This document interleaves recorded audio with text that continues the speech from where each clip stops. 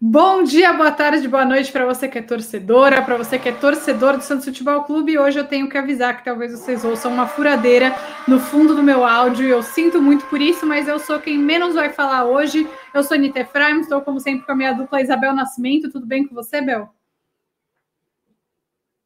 Agora sim. Tudo bem, Ni? E hoje estamos aqui novamente com o nosso maior comentarista de base e agora barra técnicos, Guru, né? nosso Barra guru. técnicos. Vamos hoje falar com Caio Nascimento, que realmente é uma honra estar aqui. Tudo que eu preciso, quase tudo na vida, a gente pode mandar para o Caio. Mais relacionado ao Santos, assim, as outras coisas ainda não tentei, conselhos amorosos, de vida, ainda não fomos para esse lado. Mas a Anitta está falando aqui que o Caio não é a melhor pessoa para os conselhos. Se vocês ouviram uma furadeira, é porque o Henry, o marido da Anitta, está consertando coisas, arrumando coisas na casa dela. Não é o Caio, é a Anitta. Então, muito Vocês obrigada, me Caio. desculpem, viu? Vocês me desculpem, mas o excelente conteúdo do Caio vai compensar. E antes do Caio começar a falar, a gente já tem que falar. A gente está aqui para falar de treinador. O Cuca vai ficar até o fim do Campeonato Brasileiro, muito provavelmente. Acho que tudo certo para isso, conforme noticiou a Gazeta Esportiva, mas já temos nomes para substituir o Cuca, e aí a gente chamou o Caio para falar sobre isso. Tudo bem com você, Caio Nascimento? Bem-vindo mais uma vez. Olá, meninas, todo mundo que vai acompanhar aí. Conselho é sempre com a Anitta, tá? Porque a Anitta que é boa para dar conselho essas coisas, especialmente da parte mental da pessoa, porque a Anitta manja muito mais disso do que eu. Mas espero ajudar vocês aí no que a gente puder para falar sobre treinador, porque é um assunto que tá todo mundo perguntando já, né? Então, e o Santos vai passar por um momento de reconstrução e não pode errar, né? Na minha opinião. Acho que o treinador agora a escolha do treinador não pode ser errada nesse momento. Antes da gente começar com os técnicos plausíveis, eu queria só uma assim. Se você tem todo o dinheiro do mundo, toda a opção do mundo, um nome. Qual seria o seu nome, independente de salário, se não é verdade, você colocaria no Santos? Boa pergunta. Acho que assim, se tivesse dinheiro, e se fosse possível seduzir algum treinador, né? É, ainda até que meio que factível, tá? Porque não vou dar aquela viajada de falar, o Pep Guardiola da vida. Mas um treinador que eu sempre quis ver no Santos é o Tata Martino. Hoje ele tá dirigindo a seleção do México, né? Ele foi campeão. Ele treinou especialmente, né? O Barcelona recentemente, ele é amigo do Messi, né? O pessoal falava que ele foi pro Barcelona porque ele é amigo do Messi, mas sempre foi um treinador muito interessante. É um cara que tem um potencial muito grande, ele extrai muito dos jogadores. É aquele cara argentino, né? Que ao mesmo tempo ele é um teorista, né? Do estilo Bielsa, né? Mas ele consegue colocar em prática tudo que ele prega. Então é um cara que eu gosto bastante. Se fosse para trazer um treinador grande com nome, Tata Martino tem esse nome muito pesado aqui, especialmente no nosso continente, eu traria ele porque é um cara que eu acho que consegue falar bonito, né, para as câmeras e também consegue fazer bonito dentro do gramado. E assim, Bom, fala. vai lá, Bel, vai lá. Não, eu ia falar que assim, das nossas pesquisas a gente acabou chegando em 3 nomes, né, que é o que estão sendo especulados: o Thiago Nunes, o BKSS e o Olan. E eu acho que a gente pode falar deles primeiro, assim, quando você vê esses 3 nomes, o Santos está indo numa direção coerente com esses 3 nomes, ou a gente está simplesmente indo atrás do Diniz e do Jair Ventura, sabe?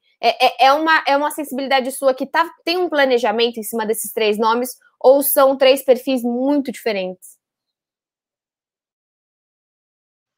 Olha, tem uma certa coerência aí. Eu acho que uma coisa importante, né, para deixar claro, né, o torcedor ele tem que entender não só o momento do Santos, mas o momento dos outros treinadores, né? Por exemplo, já são 3 nomes, né, que você separou, que já estão sendo muito debatidos e batidos, né, na minha opinião. Porque você sempre vai ter alguma coisa ruim para falar do Thiago Nunes, né, o torcedor recente do Thiago Nunes, do BKSS e até do Roland. O Thiago Nunes, o fato, literalmente, né, de ter passado pelo Corinthians, não ter ido muito bem, mas foi bem no Atlético Paranaense, então vai ter essa dualidade, né, na cabeça do torcedor. O BKSS fica muito no imaginário do brasileiro pelo que ele fez, e fez muito bem nas 2 passagens dele pelo Defensa e Justiça, né? Mas se você for parar para pensar, o último ano e meio dele não foi bom. Não foi bom em 2 gigantes da Argentina, né? Do Independiente e depois do Racing. Mas, se você for analisar bem friamente algo que os argentinos costumeiramente não gostam de fazer na imprensa lá, você ainda consegue tirar algumas coisas boas. Por exemplo, um treinador que trabalha bem jogador de base. Ele vai deixar não vai deixar uma terra arrasada, por exemplo, no Racing. Ele foi o cara que literalmente trouxe o Carlos Alcaraz, né, que é uma das grandes promessas do futebol argentino, para o futebol profissional, e o desenvolveu muito bem, o potencializou. Mas na equipe geral do Racing ele não foi bem. Daí você olha para o Roland, né? O Roland, ele, na minha opinião, ele passou por altos e baixos já. É um treinador que, se você quiser colocar numa balança, eu acho que ainda vai pender ainda mais para o lado positivo do que para o lado negativo. Ele, só para falar um pouquinho, eu vou falar um pouquinho depois do Ariel Holan, porque ele está aqui no Chile, mas só para dizer que ele é o mais experiente desses três, né? O BKSS e o Thiago Nunes estão ali na faixa dos 40 anos, é isso, né? E o Holan já tem 60, então tem uma diferença também de bagagem nesse sentido em relação a essa opção. Mas que não é tudo, né? Porque Gesualdo não fez muitas coisas no Santos Futebol Clube. A velha questão do contexto, né? Acho que, assim, igual vocês falaram, nem sempre o cara tão experiente ele vai bater com o contexto do clube. Até é interessante, né? Você falar rapidinho do Gesualdo, né? Ele veio para o Santos, a gente não sabe, né, muito bem o porquê que ele veio para o Santos. Porque, assim, a explicação do Pérez não batia, né, com a situação do Gesualdo lá, ou da carreira dele, e depois a gente viu muito bem em campo, né, o que também não bateu com o clube. Então, é um discurso que muitas vezes não faz sentido, numa diretoria, especialmente do presidente, né, a gente sabe muito bem como é que era o Pérez, ele era um cara muito centralizador, então isso daí foi uma das piores coisas que pode acontecer com um treinador no futebol, especialmente para um time tão caótico às vezes como o Santos.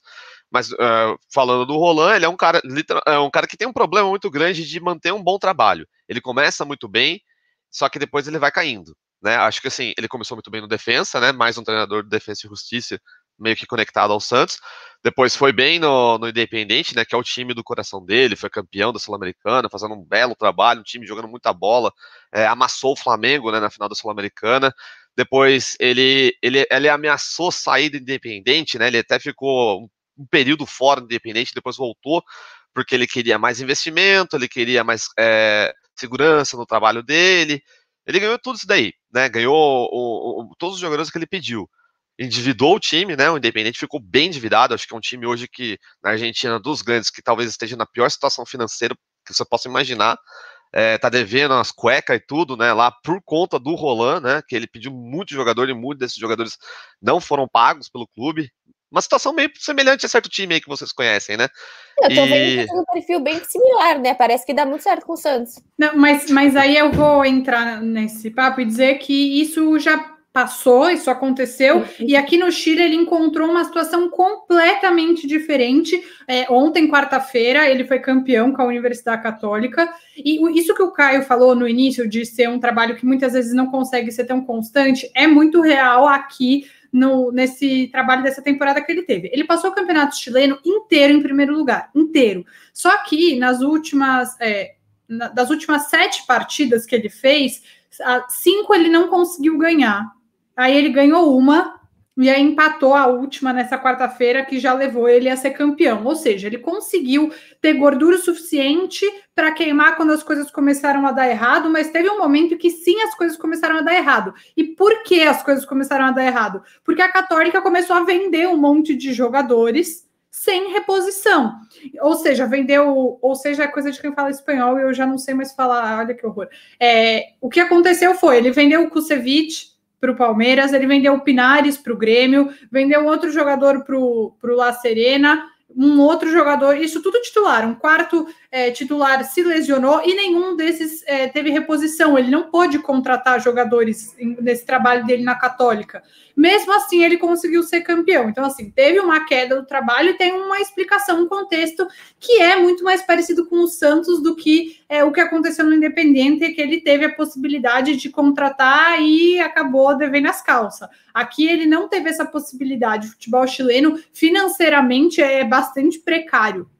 Então, acho que é importante também colocar isso em perspectiva. Vou dar uma informação aqui, que eu falei com representantes do Ariel Holan hoje. Eles disseram que ele está comemorando, que ele está feliz, o título foi ontem e tudo mais, mas na coletiva de imprensa ele disse que não sabe ainda se vai ficar. Ele tem mais um ano de contrato, mas tem uma cláusula no contrato dele de reavaliação, ou seja, ele pode sair se, as duas partes concordarem, sem multa, sem nada. Agora, né, ao fim dessa temporada, que tem só mais uma rodada o campeonato chileno, ele já se sagrou campeão. Bom, enfim, o que eles me falaram foi, as propostas que chegarem, porque ainda não chegou uma proposta oficial do Santos, serão analisadas. Ele tem uma coisa similar ao que o Cuca falou no Santos. Ele está classificado para a próxima Libertadores, ele pode fazer mais uma temporada competitiva, mas também depende, a permanência dele também passa pelo time se reforçar, porque ele perdeu um monte de titulares e ele não quer, mais uma vez, fazer um papelão como ele fez na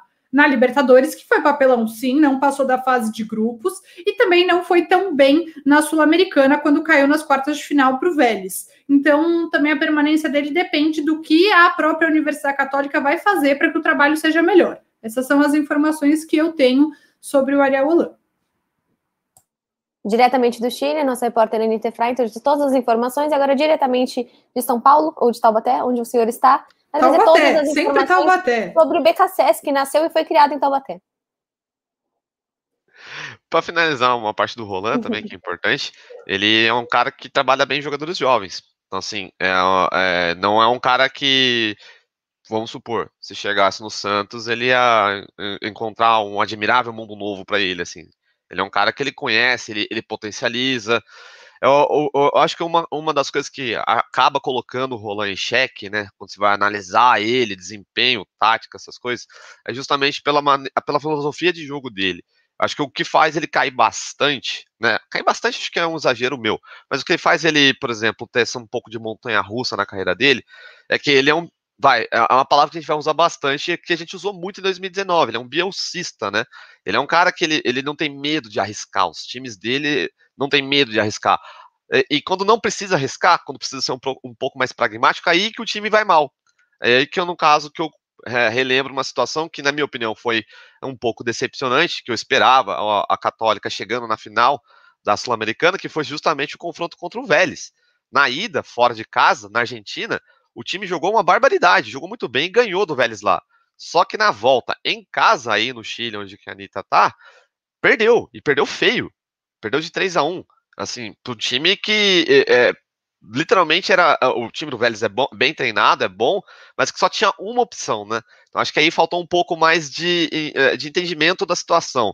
Eu acho que não foi tanto culpa também do Holan, né? Porque, como bem falou a Anitta, já estava em vias de perder jogadores, teve que utilizar muitos jogadores jovens de antemão, então, apesar de alguns terem até feito um bom trabalho, Saavedra, por exemplo, que é um volante, um meia central, lembra muito o estilo do Sandri, por exemplo, que ele vai, vamos supor, que ele encontraria no Santos, não conseguiu manter a vantagem e foi eliminado, né? Poderia ter classificado uma fase adiante, né? E não conseguiu. Então, isso daí acaba meio que colocando em xeque o Holan, entendeu? Mas se você for levar em consideração o que ele entende de futebol e o que ele pode aprimorar nos jogadores, sem dúvida alguma, ele tem muito crédito. Vou dar o exemplo, por exemplo, do Nicolas Tagliafico, né? Lateral esquerdo, titular do Ajax.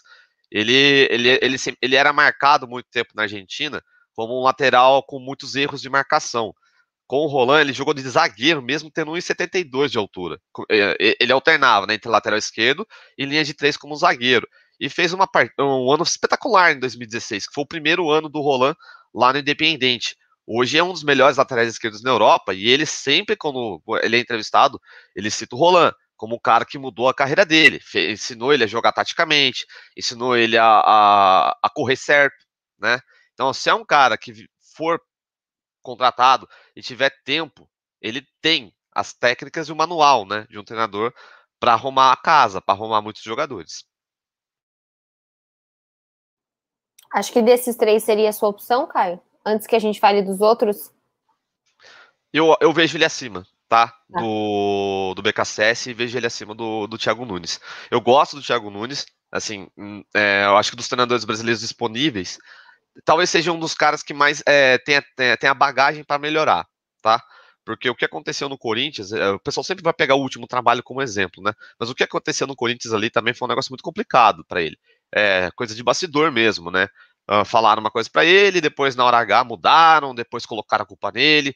Então isso não é muito justo, né? E é um cara que ele também teve quase um ano sabático, né? Porque ele foi cortar a cabeça dele no meio da temporada, então, mas deu tempo para ele refletir. Dizem que ele refletiu bastante, que é um treinador que sabe o que fez de errado, que ele pode corrigir. Mas se fosse para fazer uma escada, acho que seria o Roland em primeiro, o Thiago Nunes em segundo e tal, o BKSS em terceiro. Mas aí a gente já faz aquela ponderação, né? O Thiago Nunes do Atlético Paranaense. Acho que você já pode embalar nisso e falar o que você acha que ele fez de bom no Atlético Paranaense, o que fez de ruim. Ele foi campeão da Copa do Brasil, né? Em cima do Flamengo, grande feito. Da Sul-Americana também, né? E da Sula também. E o que ele não pode ser do que ele foi no Corinthians e não poderia ser no Santos caso viesse? E é só antes, assim, que eu tava vendo as coisas do Thiago Nunes, e é muito louco como você vê todo o jeito que ele jogava no Atlético e tudo que ele foi comprado pro Corinthians, né, assim, contratado pelo Corinthians, não faz sentido algum. E você fala, gente, assim, é a mesma coisa de trazerem um baita retranqueiro pro Santos. Tipo, o Corinthians tem o DNA dele defensivo desde 1902, então não tinha muito sentido a chegada do Thiago Nunes, e eu vi que ele teve muitas questões de, por exemplo, sei lá, mexer com medalhões, mexer com certas peças lá dentro, tipo Ralf, Jadson, tudo isso, que eu não vejo ele encontrando tantas pessoas pesadas dentro do Santos, né? Não é mais aquela época, talvez, de Ricardo Oliveira, algo nesse sentido. Pela a estrutura dele no Atlético Paranaense, pelo jeito que ele joga, o que eu pesquisei e vi, assim, a única coisa que eu fiquei, assim, foi a questão do centroavante, que eu enxergo muito ele gostando de um centroavantão, como ele jogava até com o Bozelli no Corinthians, ou com o Marco Ruben, se eu não me engano, no Atlético Paranaense, e no Santos ele teria que alterar um pouquinho ali, porque o Caio acho que não seja essa função, mas eu vejo muito que foi um grande erro do Corinthians e dele também, né, porque realmente os perfis não batem de forma alguma. É muito importante o engatando no Thiago Nunes, é aquela coisa do contexto, né, que a gente sempre fala. Os diretores de futebol no Brasil, eles ignoram o contexto completamente, né? Ou eles vão na grife, ou eles vão no apelo do torcedor, e às vezes o torcedor também, né, ele tem que também botar um pouco a mão na consciência e entender a situação. Eu acho que o Thiago Nunes, ele teria todas as condições de retomar a carreira dele num time grande, um time de mídia, né? Porque, querendo ou não, né, você tá em São Paulo é completamente diferente de você tá em Curitiba, onde foi o sucesso dele no Atlético Paranaense. E eu acho que ele encontraria coisas semelhantes do que ele teve lá do Atlético Paranaense com o Santos, sobretudo com jogadores jovens.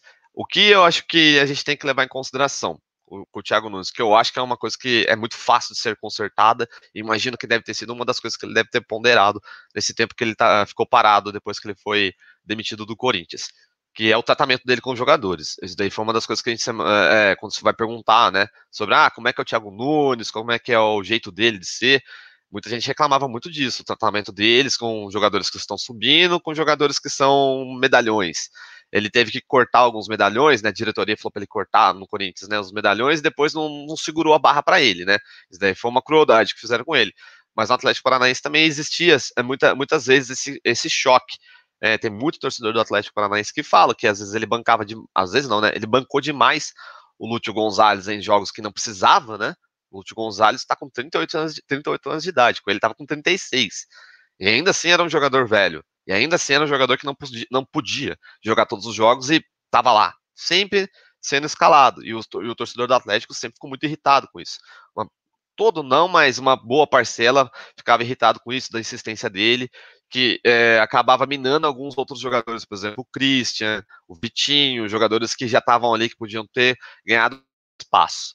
Então, acho que isso daí ele consegue contornar, uma coisa que eu acho que é uma pecha, né, que o treinador ele consegue tirar. Ao contrário, por exemplo, você fala, ele é um fracassado porque ele é defensivo, ou ele é um fracassado porque ele não consegue fazer equipes desempenharem em jogos grandes. Não, ele não é defensivo e ganhou jogos grandes, ganhou finais, né? E a gente não pode, voltando a falar do contexto, ignorar o contexto do Atlético Paranaense. O Atlético Paranaense é um time que trabalha muito bem a transição. O time, o que é essa transição, né? Jogadores jovens subindo para o profissional, jogadores jovens sempre em conexão. É um time que joga sub-23 no estadual lá, né? Coisa que o Santos pode, né, fazer esse ano no Campeonato Paulista. Então ele tinha tempo, né, para perceber quem estava crescendo, quem poderia se adequar, quem poderia ser pensado para a equipe principal. Então isso daí deu um pouco mais de tranquilidade para ele. Eu acho que o estilo do Atlético deu muita tranquilidade para ele. Lá ele tinha o Eduardo Barros, né, que é um coordenador que é muito bom. Então assim, muitas vezes ele segurou a barra. E uma coisa que eu acho que um erro que as pessoas cometem muito é falar que ele herdou um trabalho do Fernando Diniz. Ele não você pode falar que ele herdou o trabalho, mas ele não deu continuidade a nada. Até porque o que o Fernando Diniz fez no Atlético Paranaense antes do Thiago Nunes foram coisas assim que, se o Thiago Nunes tivesse feito, ele não teria tido sucesso. Porque, primeiro, né, o Fernando Diniz colocava o Bruno Guimarães, que hoje está no Lyon, de zagueiro. Jogava com uma linha de 3 com o Bruno Guimarães de zagueiro. Assim, não dá. Você não imagina, né, o Bruno Guimarães. Tanto é que a torcida do Atlético Paranaense não entendia muito bem a fixação do Thiago Nunes com ele no início, sendo que depois ele comprovou, né, que é um grande jogador, um grande meio-campista, um excelente passador. Mas se você tira ele da função que ele é melhor e bota ele atrás só para melhorar a saída de bola, não dá certo. Então, assim, isso é muito importante. E é um mérito muito grande do Thiago Nunes. Ele recuperou a carreira de um jogador que depois rendeu milhões para a equipe Rony também, né? curitibana. Oi? O Rony também, o O próprio Rony também, o Nicão desempenhou melhor também com É o Cittadini, né? o Cittadini. O Cittadini é outro exemplo, muito bom, assim, no Santos, né? A torcida sempre teve uma raiva dele, Eu lembro do meu pai pra mim, chamando ele de inexplicável, coitadinho. mas, Ele sempre mas fazia é um cara de jogador choro. que é o estilo dele, que é assim, ele gosta de jogadores rápidos, de transição rápida no meio campo, com bom passe, e ele, no caso, né, foi muito bem. É sempre bom salientar que o Atlético Paranaense, ele tem bons observadores, né? Então, se ele consegue trabalhar em congruência com esses caras, a situação é boa. E o Santos tem um bom departamento de inteligência. O departamento de inteligência do Santos é bom. Então, assim, para ele ele vai ter esse suporte. E o que eu acho que talvez que possa vai atrapalhar um pouco o julgamento do trabalho dele no Santos é justamente a má impressão que deixou no Corinthians. Mas se a gente ficar julgando o cara pelo passado dele o tempo inteiro, a gente vai ser refém das mesmas opções sempre. E aí eu volto a falar uma coisa que eu converso muito com a Anitta, a gente tem falado muito sobre isso. O Santos ele não está numa posição muito confortável para você escolher qualquer treinador. E assim, o treinador hoje na crista da onda, se a gente for falar dessa maneira, ele sempre vai pedir muito mais do que o Santos pode pagar. Haja vista o que foi com o Crespo, né? Que vai acertar por 1 milhão com o São Paulo. O Santos não tem condições de fazer isso. E nem deveria. Eu acho que nem o São Paulo deveria de pagar tanto aí. Apesar de eu gostar demais do estilo do Crespo, do que ele faz pelas equipes dele. Mas, pô, pagar isso tudo para um treinador agora. Pergunta que você fez no início para mim, né? Se eu tivesse grana e pudesse colocar o Tata Martino, eu colocaria. Mas você tem que avaliar a situação do seu time. Então, é até importante, por exemplo, um casamento de situações propícias, né? Um time que precisa se reconstruir, com um treinador que também precisa se reconstruir. E aí, Caio, para a gente ir para a última parte da sua palestrinha sobre técnicos. Só uma última coisa sobre o Thiago Nunes, eu acredito muito. A Anitta sempre fala uma frase que eu fico na minha cabeça, que é sempre o que a pessoa tem a perder com isso. E eu acho que o Thiago Nunes ele tem muito a perder se ele não fosse bem, caso ele venha para o Santos e não faça um bom trabalho, ele vira um Jair Ventura de um trabalho só. Ah, mas o Jair do Botafogo, tudo bem. Essa semana agora fez uma boa partida, ganhou do Internacional, acho que claro que tem que ser valorizado, mas ele tá em um momento muito crucial para saber quem ele é, né? Se ele é o do Atlético Paranaense ou se ele é esse cara do Corinthians, que depois a gente vê outros exemplos de mesmo outros técnicos que acabaram não pegando grandes times e até sumindo um pouco. Sim, concordo muito com você, Bel. Então, para a gente ir para essa terceira parte, né, Caio, você falar um pouco a gente já falou, você já não falou ainda tanto do BKSS, né? Falou rapidamente sobre o trabalho no Racing e tudo mais, então eu queria que você aprofundasse um pouco mais. Vi gente muito brava com essa possibilidade, mas que ao mesmo tempo tinha gente achando incrível na época que o Santos contratou o Sampaoli, então... É que eram os nomes, né? Tanto o Miguel Ángel Ramírez, o Roland e o BKSS, eles são os nomes que perduram no Santos desde a contratação do próprio Sampaoli. Que a gente estava entre esses 3 nomes, eu lembro de ter feito um vídeo sobre isso, aí o Santos chegou e falou nada disso. E chegou uma pessoa que ninguém esperava. É até só para falar do Miguel Ángel Ramírez, ele está fechado com o Inter, pelo que parece o Santos foi atrás dele, mas ele está aí com a permanência. O São Paulo também foi atrás dele, mas como ele já tem um contrato aí com o Internacional, com a possível, e vai sair, né? A possível não, a saída do Abel, ele vai para lá. Então, agora sim, BKSS. O BKSS, ele é uma história muito interessante, né? Eu acho que ele é um cara que ele vai precisar arranjar um trabalho longe da Argentina, porque, como eu falei antes, né? Ele conseguiu irritar as duas maiores torcidas da segunda cidade mais importante no futebol na Argentina, que é a Avejaneda, né? Porque se você vai para lá, você tem o Independiente, que tem 7 Libertadores da América. Você vai para o Racing, que é o terceiro maior campeão nacional na Argentina. Então, assim, e fracassou nos dois. Mas assim, mas ele ainda, ao mesmo tempo, ele consegue deixar doce na memória da gente alguns momentos bons dele. E só foi em um clube, né? Mas foi em duas situações diferentes. Primeiramente no Defensa e Justiça em 2016 e depois em 2018/19, que ele quase foi campeão argentino em cima do Racing, né? Perdeu para o Racing por 1 ponto na última rodada. O que torna diferente? Acho que o BKSS ele é aquele treinador que ele precisa ter, primeiro, uma segurança de trabalho, em segundo, uma liberdade enorme de dar as cartas, porque isso ele não teve no Independente e não teve no Racing. E é bom também, volto a falar essa palavra, contexto, analisar o contexto. O Racing, esse Racing que a gente viu desse ano, é um Racing em ebulição, tá? É um time que, por exemplo, até conversava também com a Anitta quando a gente falava de Libertadores, quando teve Racing e Boca. Ah, quem que você prefere, Racing ou Boca? Qualquer um dos dois que viesse seria problema para o Santos. O Santos acabou, lógico, se sobressaindo muito bem contra o Boca, mas o Racing, assim como o Boca, também passava por um problema enorme de direção, né? A direção do Racing entrava em conflito com o BKSS, com o próprio Diego Milito e a diretoria. O presidente é todo doidão, ele faz o que ele quer. Tem um cara que ele é procurado pela justiça trabalhando dentro do clube, fez um quiosque dentro do clube. Então, para você ter uma noção de como é que estava o Racing ali. O Racing não estava bem fora de campo. E óbvio que isso daí interfere dentro do gramado. E eu acho que o BKSS não é um treinador que consegue lidar com isso, tá? Porque se você for olhar o trabalho anterior no Independente, mesma coisa, porque ele herdou o Independente do Roland.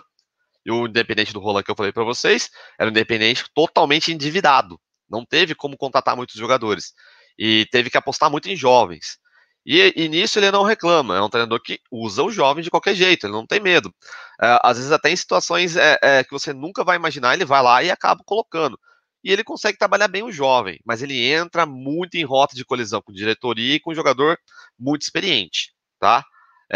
Ele conseguiu dar uma mudada nisso com o Litia Lopes no Racing, ele foi até elogiado pelo Litia Lopes, todo mundo conhece, né? Tem 36 anos, passou pelo Porto, passou brevemente pelo Internacional, mas no Porto ele fez uma carreira excepcional. No Lyon, ele joga no Lyon ele fez uma carreira muito bonita. Então, assim, ele conseguiu dar uma mudada, mas ainda não foi o BKSS. Ele mudou muito o estilo dele, na minha opinião. Não era aquele estilo de futebol perde-pressiona, estilo que o Santos praticava com o Sampaoli, né? Que é o grande pai dele no futebol. Mudou muito. Eu acho que o fato dele ter mudado muito também, ter aberto mão, né, das características dele, também serviu de mais um motivo para ele ser criticado, né? Não conseguiu driblar os problemas extra-campo, tentou abrir mão, né, do estilo dele para assegurar no cargo, não deu certo e acabou sendo demitido do mesmo jeito. Então, ele é um cara que eu vejo que ele, primeiro, ele precisa sair da Argentina, e em segundo, ele precisa repensar a carreira dele. Eu vou ser o cara de uma carreira só, igual a gente estava falando, né, do próprio Thiago Nunes, o cara que foi muito bem no Atlético, depois foi muito mal no Corinthians, o BKSS, no caso, foi muito bem no Defensa e Justiça, que é um time que não tem praticamente torcida em Buenos Aires, né, na província de Buenos Aires, para um treinador que pegou 2 gigantes com 2 torcidas fantásticas e não deu certo. Então, ele vai sempre ser criticado por isso. Se você for também parar para pensar, aí no Chile, ele passou no Chile pela Laú, né, Universidade do Chile, e também não foi bem. Entrava em rota de colisão toda hora com o jogador mais experiente, toda hora com diretoria. Então é um cara um pouco tóxico, um pouco explosivo para o momento, para momentos errados. Eu acho que ele peca muito na condução da carreira dele. Igual a gente fala, por exemplo, de jogador de futebol. Tem muito jogador de futebol que vai pela proposta e vai para time que ele nunca vai jogar. Ou às vezes o time que não tem nada a ver com ele. Isso tem muito para treinador. Eu acho que assim, eu não traria, apesar de gostar ainda da teoria dele, da maneira como ele enxerga o futebol, gosto da maneira como ele enxerga o futebol, mas eu não traria para o Santos justamente por ser um momento de reconstrução do Santos. Quem sabe, por exemplo, o BKSS ele se reconstrói como treinador, né, se afirma como treinador, o Santos também se reconstrói como time, porque a gente sabe que não vai ter dinheiro para contratar, vai ter que usar muitos jovens, a torcida vai ter que ter muita paciência, muito provavelmente é muito complicado de falar, né? A gente não prevê o futuro, mas a chance de Libertadores é pequena. Uma Sul-Americana ainda é um torneio muito importante, ainda é um torneio que pode ajudar muito o Santos financeiramente, se o Santos pensar nisso, né? Então, assim, eu acho que é um momento para os dois seguirem, nesse momento, um caminho um pouco separado. E se encontrar, quem sabe, no futuro, com os dois melhores, né? Com carreiras mais consolidadas ou recuperadas.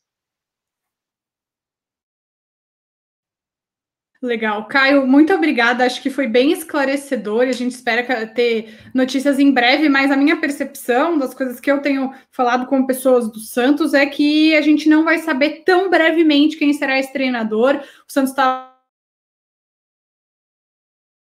avaliando com muito importante. O Santos não vai fazer loucuras para o treinador, não vai pagar mais do que paga para o Cuca, esse é o teto. Então tem que ver também se essas pessoas que estão sendo sondadas vão aceitar os termos do clube. O Santos não pode mais ficar fazendo loucuras financeiramente, ao mesmo tempo que precisa de alguém que tope um projeto a longo prazo. E aí isso precisa de paciência do treinador, do clube e da torcida. Mas essas são as 3 opções que a gente tem hoje em pauta.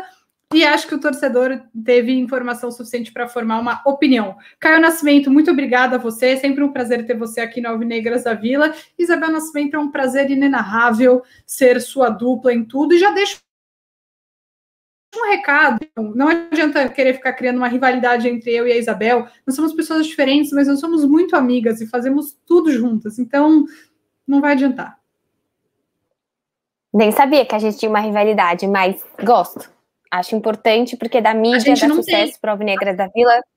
Ah, tá. Como que a gente trabalha, a gente não se gosta, vem mais conhecer sobre esse podcast. Na verdade, a gente se odeia. Isso dá toda uma mídia, toda uma coisa grande por trás. Isso é muito, muito interessante. Hoje a gente trabalha com isso em rede social. Mas eu acho, assim, acho legal que o Santos já tem esses 3 nomes.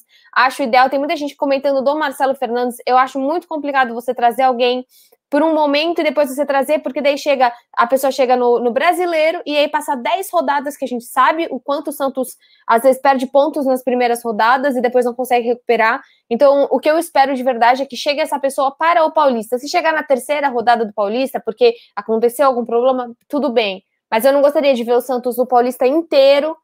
Mesmo que o Santos jogue com o Sub-23 e coloque outro comando nesse momento, mas eu já gostaria que esse técnico tivesse na Vila Belmiro. É isso que eu espero, que até pelo menos aí a gente tem, acho que se não me engano, dia 28, começa o Paulista, que o Santos já tenha o técnico. Eu concordo com a Isabel, acho que assim, é muito importante para o Santos já definir já o treinador, tá? E se for um time sub-23, não sei se vai ser com o Marcelo Fernandes ou um outro treinador que seja até de senso comum da torcida com a diretoria, né? Mas que já tenha o treinador principal definido, porque ele precisa observar. Ele precisa definir pré-temporada, ele precisa definir elenco. Tem que ser um treinador que eu acho que comece e termine o trabalho. O Santos não pode se dar o luxo de, por exemplo, fazer essas aventuras que tem feito. Isso daí eu acho que tem sido até pior para o Santos de uma maneira geral, porque é um clube que, na minha opinião, ele não pode errar quase nunca, porque já é um time que tem problemas muito grandes, né, administrativamente. É um problema que, se você for comparar com os rivais, o Santos ele vai ter menos atenção e, obviamente, vai ter menos dinheiro. Então, você não pode errar. Você tem que minimizar o seu erro o máximo possível. Por isso que aí você tem a combinação do treinador que tem que ser importante. Questão de filosofia, questão de noção, né, da realidade e do que pode entregar. Só dar uma última palhinha rapidinho, juro, sobre o BKSS, é que assim, uma das coisas também que ajudou muito ele no Defensa e Justiça é que o Defensa e Justiça ele é um time de empresário, né? De um empresário muito forte na Argentina. Então, ao mesmo tempo que perdia jogadores, ele repunha com outros. Então, assim, para isso, ele tinha essa gordurinha também muito a favor dele, essa segurança para ele, e eu acho que isso o ajudou muito lá no Defensa e Justiça, e é algo que ele não teve muito nos outros 2 gigantes na Argentina. Pode ser que dê certo o Santos, a gente nunca sabe, né? O Santos é uma caixinha de surpresas. Mas se você for levar em consideração, analisar friamente, acho que o Santos deveria de pensar num treinador um pouco mais tarimbado, um treinador um pouco mais calmo para o momento em que o Santos passa.